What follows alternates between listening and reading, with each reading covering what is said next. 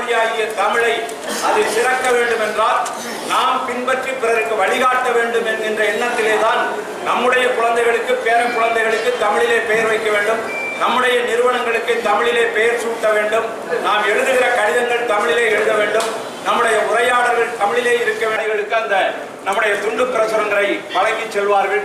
எனவே நம்முடைய இலக்கிலும் நம்முடைய பயணத்திலும் நாம் எந்தவித தளர்வும் இல்லாமல் செல்ல வேண்டும் என்பதுதான் என்னுடைய நோக்கமாகும். வருகை என வரவேற்று முறையான ஒரு வரவேற்புரையை நம்முடைய திருவிக மன்றத்தினுடைய தலைவர் அருணா பொன்னுசாமி அவர்கள் இப்பொழுது ஆற்றுவார்கள். மிக தொடக்க நாளிலிருந்து திருச்சி தமிழ் சங்கத்திலே அவருக்கு வரவேற்பு கொடுத்திருக்கிறோம். கரூரிலே பல முறை வரவேற்பு கொடுத்திருக்கிறோம். இப்பொழுதுதான் அவர்கள் இந்த ஊர்தி வண்டியிலே வருகிறார்கள். அதற்கு முன்பு கன்னியாகுமரியிலிருந்து நடந்து நடந்து நடந்து தமிழை தூக்கி நிறுத்த வேண்டும் என்பதற்காக அவர் அயராது பாடுபட்ட அரும் செம்மல். ஆனால் அந்த உழைப்பு வீணாகவில்லை. உங்களுக்கு முன்பு கூட எனக்கு ஒரு கருத்து இருந்தது. இளைய தலைமுறை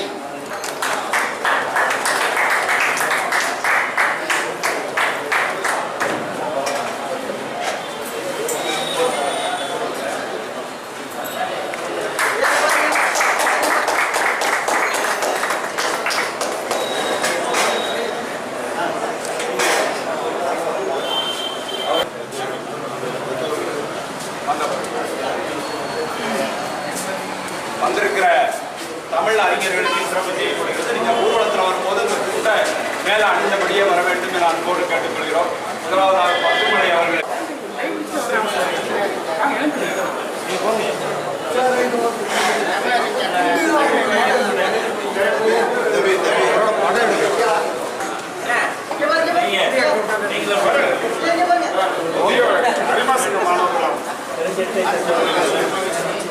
இளம் அறிமாசல் நம்ம கருவிலிருந்து காரைக்கால் வரையில்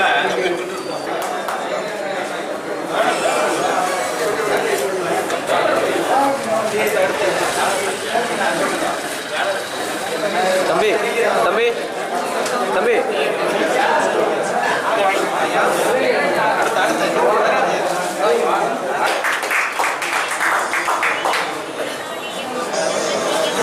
இந்த பக்கம் நானு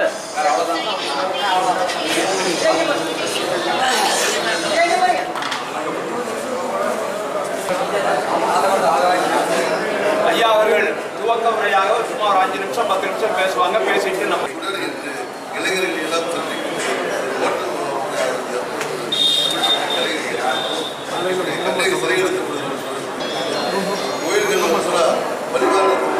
கோயில்கள் திருத்தணி வரைக்கும் கன்னியாகுமரி அது ஒன்று செய்தோம். பல்வேறு வகையான ஆக்கமான செயல்பாடுகள் எப்பொழுது வந்தாலும் கருவூர். ஆனால் இந்த வரவேற்பு இப்போ காலத்துக்கு நீடிக்கக்கூடாதுங்கிறது ஏன்னா நீடிச்சுக்கிட்டு நமக்கு பின்னணி வார்த்தான் இருக்கு. அதனுடைய முன்னறிவு நமக்கு ஏற்படவில்லை. அதுக்கு என்ன காரணம்னு நம்ம சிந்திச்சு பார்க்கணும். இதுக்கெல்லாம் வாய்ப்பு இருக்குது, வளம் இருக்குது, பெருமை இருக்குது. இன்றைக்கு ஒரு துறையில் பல்வேறு வகையான கருத்துக்களை நமது புலவர்கள் கவிஞர்கள்லாம் சொல்லி வர்றாங்க. இப்போ என்ன தெரியுதுன்னு சொன்னால் இன்னும் இந்த மொழிக் கொள்கையில் ஒரு தெளிவான ஒரு உண்மையான நிலையை நம்மளை போய் படித்தவர்களுக்கு கூட என்ன தெரிய முடியவில்லை அப்படின்ற ஒரு நிலப்பேர் தெரியுது.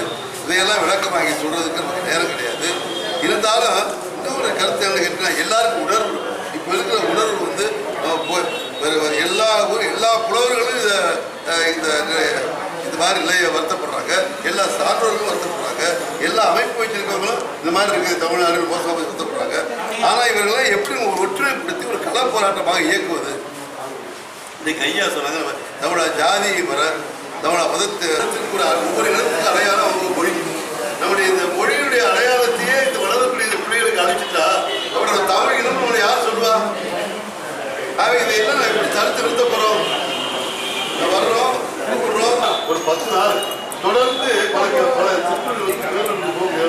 ஒரு பிரச்சாரம் தெரிஞ்சுக்கொண்டு ஒரு 5000 பேர் தெரிஞ்சுக்கொண்டு போட்டியை நோக்கி போய் அங்கே முஸ்லீம் வந்துருந்தா ஒரு எப்படி ஒழுங்கா போயிடுவான்?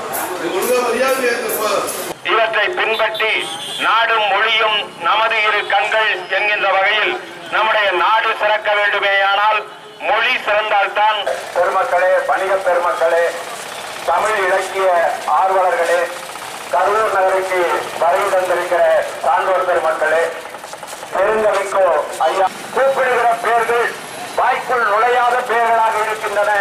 எனவே நீங்கள் தமிழிலே குழந்தைகளுக்கு பெறுகிற பொழுது நல்ல தெய்வீக பாடல்கள் நிறைய இருக்கின்றன. இறை உணர்வை தொட்ட தொட்ட நம்முடைய உள்ளத்தை ஒருமைப்பாடுபடுத்துகிற அந்த அற்புதமான தமிழ் பாடல்களை பாடி நீங்கள் வழிபாடு செய்ய வேண்டும். அர்ச்சனை என்று சொன்னாலே வழிபாட்டு பாடல்கள் தான். எனவே அந்த வகையிலே வழிபாட்டிலே தமிழை கடைபிடிக்க வேண்டும்.